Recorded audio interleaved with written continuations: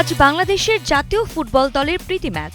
তবে এই ম্যাচটিকে হালকাভাবে নিচ্ছেন না দলটি, কারণ র্যাঙ্কিংয়ে অনেক এগিয়ে থাকা ভিয়েতনামের সঙ্গে লড়াই হবে বাংলাদেশের জন্য বড় পরীক্ষা। ম্যাচটি বাংলাদেশ সময় সন্ধ্যা ৬টায় হ্যাংয়ের হ্যাংরি স্টেডিয়ামে অনুষ্ঠিত হবে। এদিকে ফিফা র্যাঙ্কিংয়ে বাংলাদেশ ১৮১ ও ভিয়েতনাম ১০৩ নম্বরে রয়েছে। বাংলাদেশের কোচ হাভিয়ের কাবরেরা জানান, এটি শুধু প্রীতি ম্যাচ নয়, দলের সক্ষমতা যাচাইয়ের সুযোগ। তিনি বলেন, শক্তিশালী দলের বিপক্ষে খেলা ভবিষ্যৎ ম্যাচ, বিশেষ করে সিঙ্গাপুরের বিপক্ষে লড়াইয়ের আগে আত্মবিশ্বাস বাড়াতে সাহায্য করবে। অধিনায়ক জামাল ভুঁইয়াও ম্যাচ কঠিন মনে করছেন, তবে সাম্প্রতিক উন্নতির কারণে বাংলাদেশ এখন ভিয়েতনামের সঙ্গে সমান প্রতিদ্বন্দ্বিতা করতে সক্ষম। টানা সপ্তমবারের মতো বেস্ট টিস্যু পেপার ব্র্যান্ড হিসেবে স্বীকৃতি পেয়েছে বসুন্ধরা টিস্যু। এছাড়া ভিয়েতনাম কোচ কিম সাং-সিক বাংলাদেশকে হালকাভাবে নিচ্ছেন না।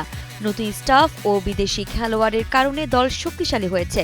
বিশেষভাবে হামজা চৌধুরীর উপর পরিকল্পনা রয়েছে, যিনি বাংলাদেশের প্রধান শক্তি। দুই দলের ইতিহাসও এ ম্যাচের উত্তেজনা আরও বাড়াচ্ছে।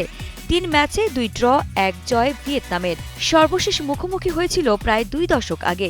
ভিয়েতনামের অধিনায়কও বলেছেন, যদিও এটি প্রীতি ম্যাচ, তাদের লক্ষ্য জিতেই মাঠে নামা, কারণ ফলাফল ফিফা র্যাঙ্কিংয়ে প্রভাব ফেলতে পারে। সব মিলিয়ে আজকের ম্যাচ শুধু একটি প্রীতি লড়াই নয়, এটি বাংলাদেশের জন্য নিজেদের সামর্থ্য যাচাই ও আত্মবিশ্বাস বাড়ানোর সুযোগ, আর ভিয়েতনামের জন্য র্যাঙ্কিং ধরে রাখার পরীক্ষা। আজ মাঠে কে জিতবে সেটাই দেখার অপেক্ষা। আরিফা জাহান, কালের কণ্ঠ স্পোর্টস।